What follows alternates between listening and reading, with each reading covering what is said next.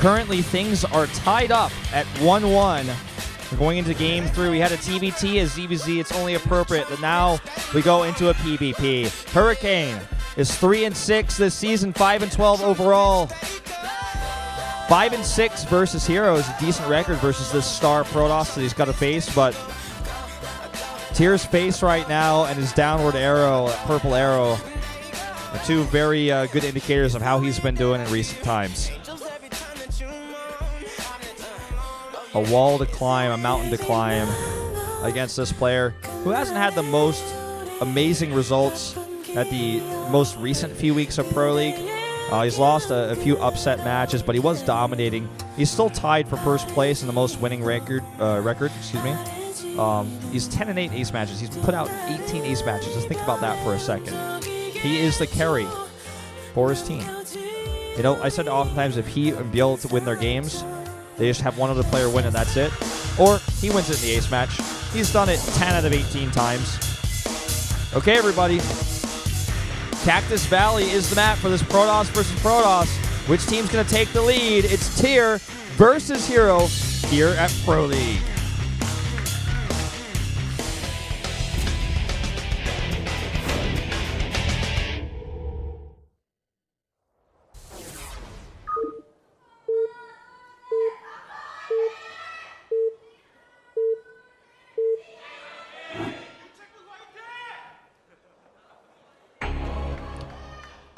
In the bottom left, in red, it's herOCane, otherwise known as Tyr.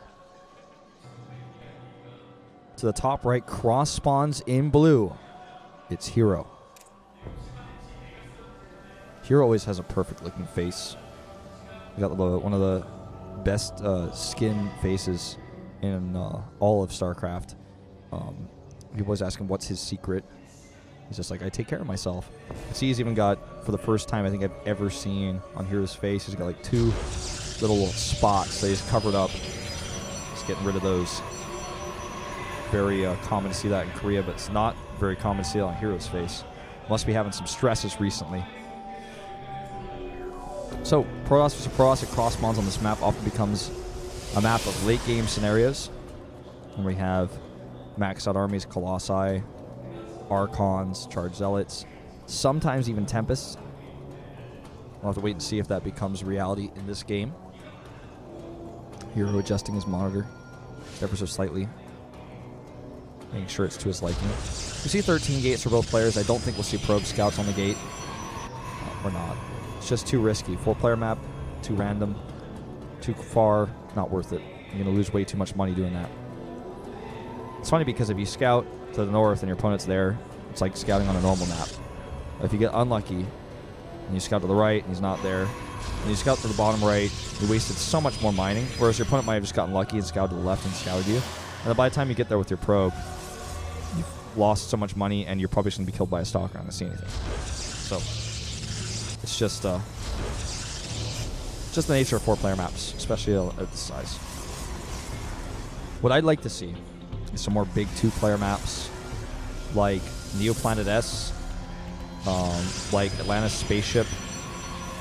You know, those maps were unique. They were big, and they were like macro maps, but they were 2-player. So you still had the potential for timing attacks, and you also had the potential for early scouting and things like that. I just don't like, and I know I rant about this a lot, but I'm doing a solo cast, I'm going to tell you guys about it. It's my show right now. I don't like the randomness. I don't like that extra random chance. I don't like that scouting is essentially punished. You can be punished so hard on this map by random chance with a scout. Whereas if you are on a 2-player map, scouting is more of a choice. It's more of a choice of, okay, I know I'm going to get this information this early and sacrifice this much money for it, or I'm not. Like, it's a clear choice. Whereas on this map, if you do it, you might waste so much. Anyway, that's the end of my 4-player map rant for today.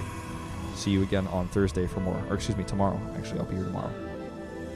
Moonglade will be back tomorrow most likely, as long as this fight doesn't get delayed. Me and the Moonji. Valdez is on vacation. A much-deserved vacation. Shoutouts to Valdez. He did some solo casting for us while we were both taking care of some things, and also might be doing one coming up this Thursday. It's possible. A lot of traveling for me and Moonji coming up, so Valdez needed a vacation. He deserved it. He's having a really chill time in Busan, so shoutouts to him for covering earlier. Now it's my turn. The Twilight Council is on the way here early on for herO, whereas herOCane is actually going into a Sentry-oriented Gateway Expand. This is a weird choice. It's good for the map, but it's out of the meta. We almost never see it, even on this map. Blink can be quite strong against this because sentries don't do a lot of damage, and you can avoid force fields with Blink. And sometimes you can even just simply blink into the main base on many of these maps. Robotics is coming up. That's what he's going to need to defend this. Those Immortals, very crucial. herO adds a safety robo at home. But no sign of adding a Nexus just yet. A fake Oracle will go and scout. I'm going to check vision really quick. Give me a sec. I got to put the mic down. No, not enough hands. Okay, this Stalker is the very first glimpse of this base that herO gets. He's not going to be very happy about it.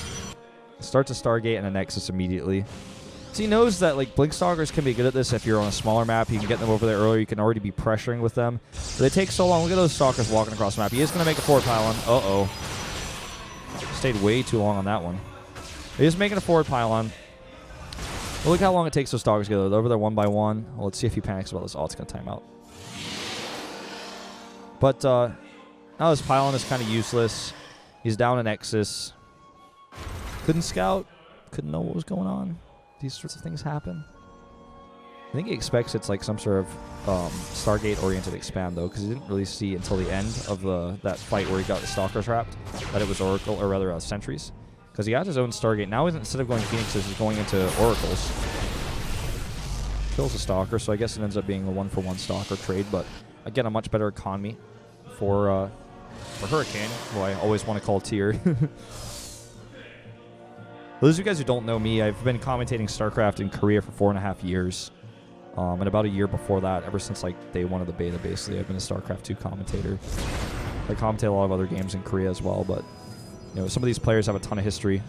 I'm not like some obsessive researcher. I've just been commentating these guys for years, so I remember everything about them, and I have like memories associated with them. I mean, if you want to get some crazy history, I mean, Tyr was a sniper for Epic's Open back in the day. Okay, pylon does go down. The Zealot harass is ongoing, by the way, but while these Zealots are getting damaged, this Oracle is getting damaged as those units are way out of position. Let's see how well he can double tap these. Okay, 5 for 5. Make that 6. 7 for 5. So herOCane getting the better end of the deal for a much cheaper investment, but the Oracle still survives. Here does get one more probe kill. Better tech definitely goes to herOCane right now.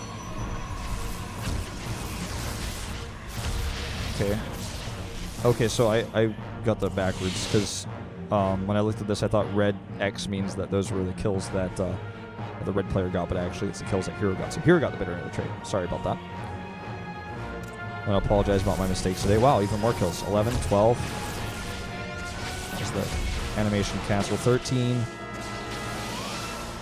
No blink to chase. Oh, gonna catch an Immortal, though. That's expensive. That's nice, though. Oh, my God. He really wanted that. I think that's actually a fair trade of hit points for hit points. Maybe a slight advantage to herO there, but the shields will regen. That was a big moment there. herO needs things like this. He needs to put the pressure on and get his third base up because everything else about what he's doing right now is behind. His tech is behind. His, his Nexus was behind. He's going into charge, which I do like a lot. With charge here, he can simply have more mobility with the Zealots as well as the Stalkers he has on the map.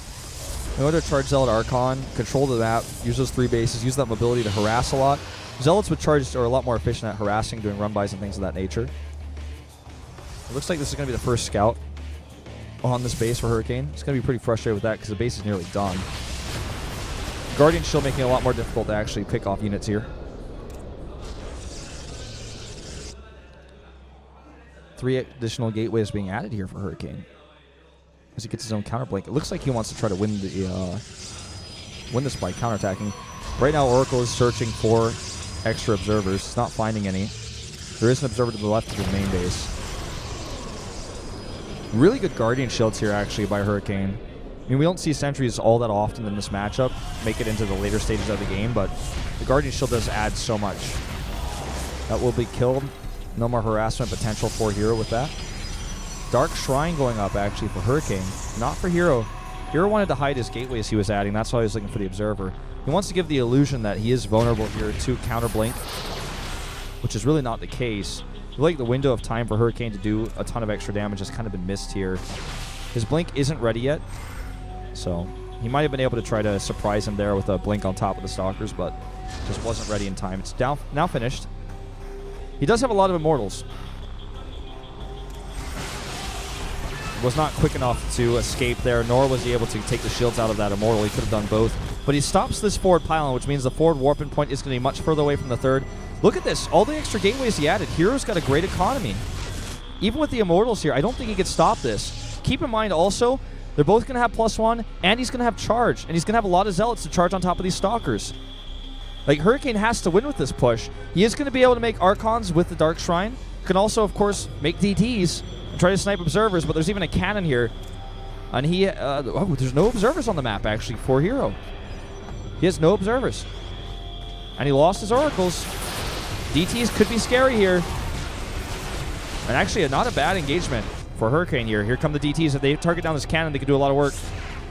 Either that or run by. Oh, man. He should target that cannon. He's going to do exactly that. No Observers on the map for herO.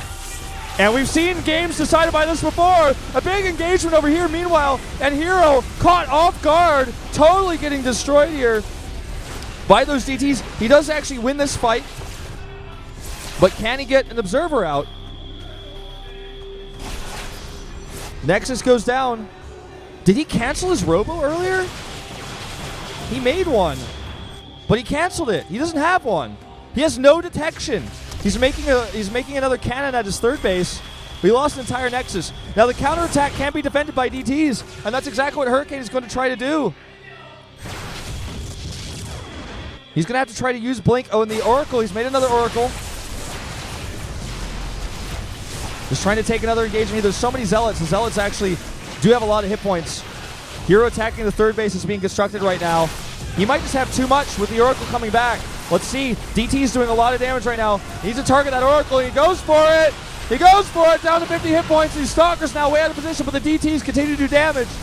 And this might be a situation where herO simply has to just simply out-micro the DTs with Blink. Like, Blink away from them and kill buildings. Why is he not making robotics? That's the question. More Zealots moving in now. The Zealots, of course, aren't as maneuverable as the Stalkers, but they definitely can take a lot more DT hits. Okay, the Oracle active again. 6 hit points on that. Taking vision, losing it repeatedly over and over again. He needs to target that Oracle with the Photon Overcharge. He's zoning it out here. This is still a very good position for herO. He should be able to win this game. He's got another Oracle joining up this in a moment. So even if he snipes this one with this group of Stalkers here, I mean, he's so ahead he can make the robotics and get an Observer, and that's going to be lights out. I don't think he could survive this.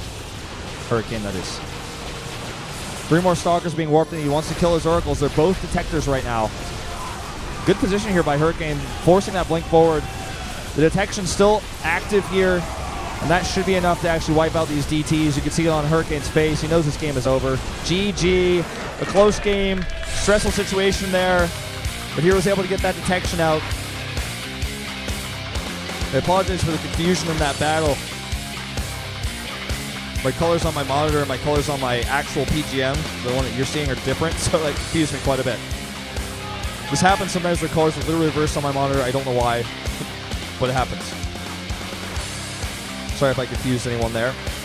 Now Hurricane does go down. This leaves CJ into a 2-1 lead.